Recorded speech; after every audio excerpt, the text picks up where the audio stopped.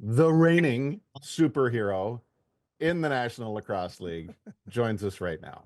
He is the MVP, the finals MVP. He is Josh Byrne. How are you, Josh? Doing good. Thanks for having me on. So, how do you prepare for this weekend? Two games and back-to-back nights against some significant quality opposition. Yeah, this is a tough weekend, man. We've obviously coming off a bye week. Going right into the fire with Toronto at home, and then or at their home, and then heading into back in Bandit land tomorrow night against San Diego, who's just sitting there waiting for us. We've got our work cut out for us for sure. Now, when I would watch the schedule and kind of look at my schedule when I played, and I would see some back to backs, and I don't want to say it gave me anxiety, but we used to have 20 sets of back to backs, and then it went to like 12, 13. You guys don't have a ton of back to backs in the National Lacrosse League. Like, you have one now, you'll have one in March again. Does that put a lot more stress on your preparation, knowing that you have two games in less than 24 hours? Yeah. It's definitely tough because, for me, I'm someone who likes to study a lot of film, no matter if it's the goalie that I'm playing or, the defense we're going against. And to have to prepare for, two different defenses and two different, goaltenders, mentally, you just have to change a little bit about your preparation. But at the end of the day, it's still the same stuff. You got to rely on what you do during the week, and you're just having to multitask a bit more now. Incredible game earlier this year at KeyBank against the Rock. They're even healthier now. What's the biggest challenge against them? Yeah, obviously they're a hungry team, and they're still the Toronto Rock. They've got great players, great defense, great goalie, great offense. They're the total package. People were kind of doubting them at the beginning, but at the end of the day, anytime Buffalo and Toronto come together, it's going to be a clash. It's going to be violent playoff feel, and they're the most fun, so it'll be fun.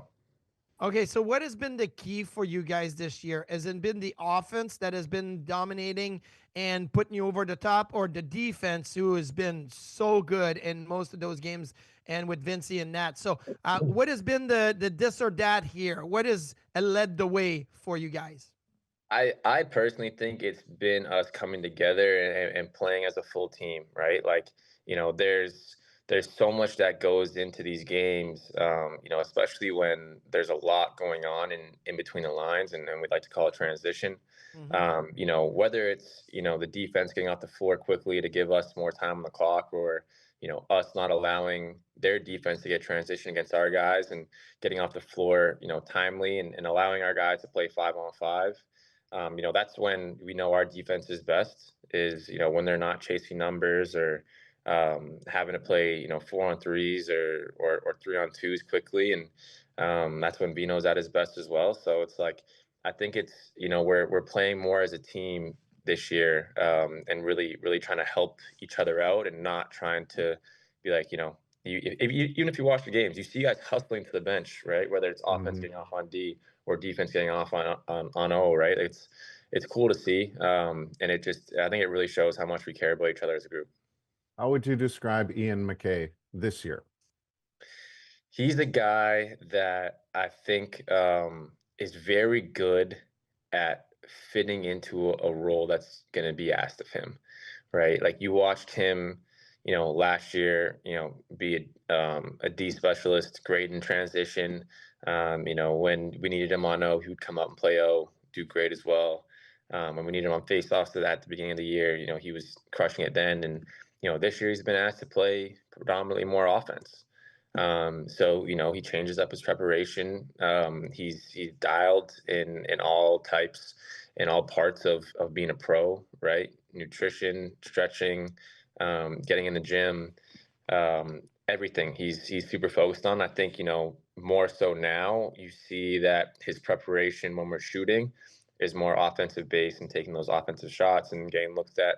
He knows that he's going to get during our game. And he's just fitting into the role seamlessly. So I would describe him as a true pro.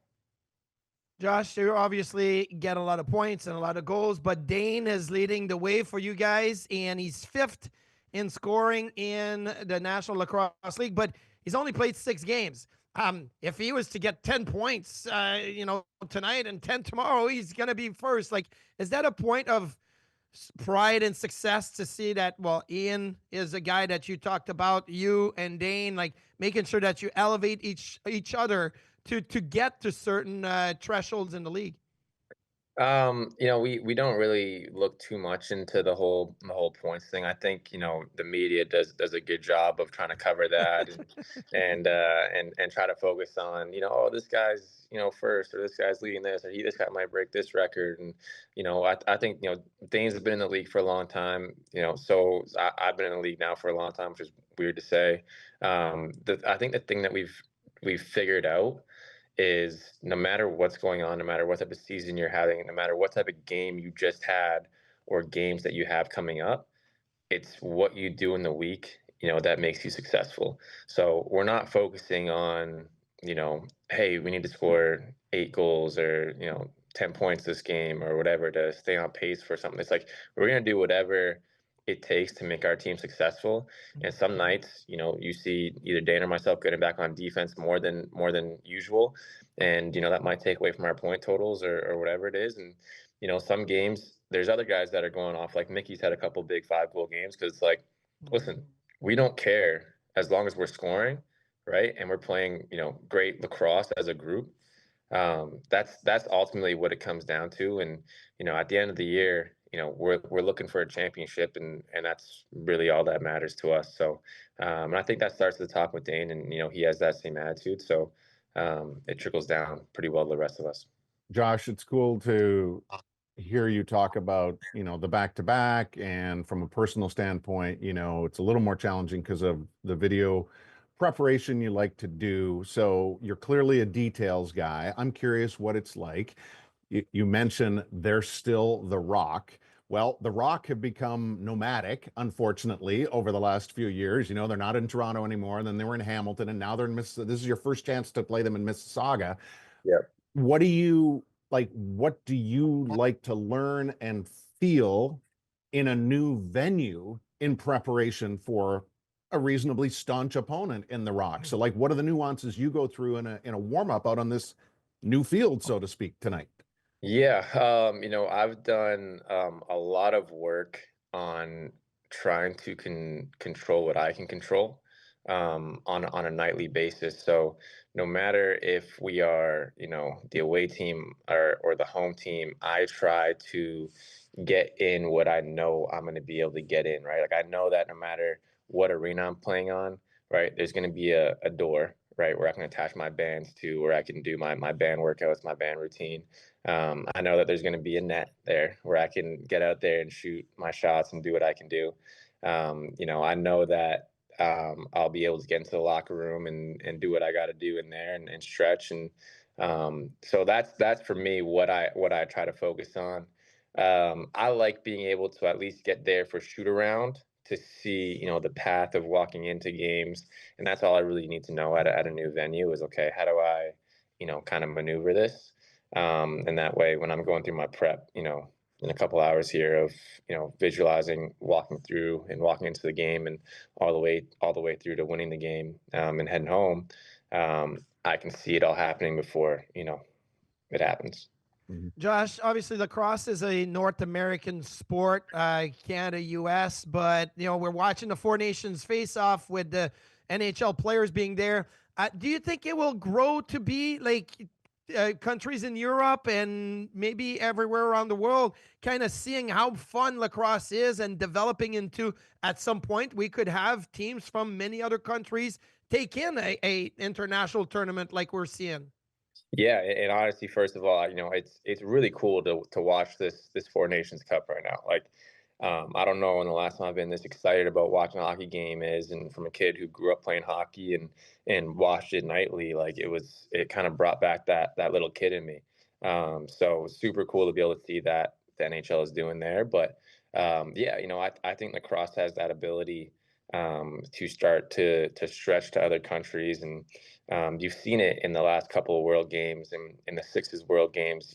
Japan got third for the first time. They won a medal in the first time, I think, ever. In the box game, it's normally Canada and the Haudenosaunee in the gold medal game, and this year it's Canada and USA. So it's really cool to see the game starting to grow and flourish, in other countries. And it's cool to be able to rep Canada while doing that. Good luck tonight. Good luck this weekend. Thanks for the time, Josh. Awesome. Thanks for having us, or Jo- me. Appreciate it. He's speaking Well, we on have behalf of the multiple us. people on Zoom, so that's why. Exactly. Thanks, Josh. There he is, Josh Byrne, guys. reigning MVP of the National Lacrosse League. It's part of a busy weekend. They're at the Rock tonight. They are home to take on San Diego tomorrow on Marvel Superhero Night.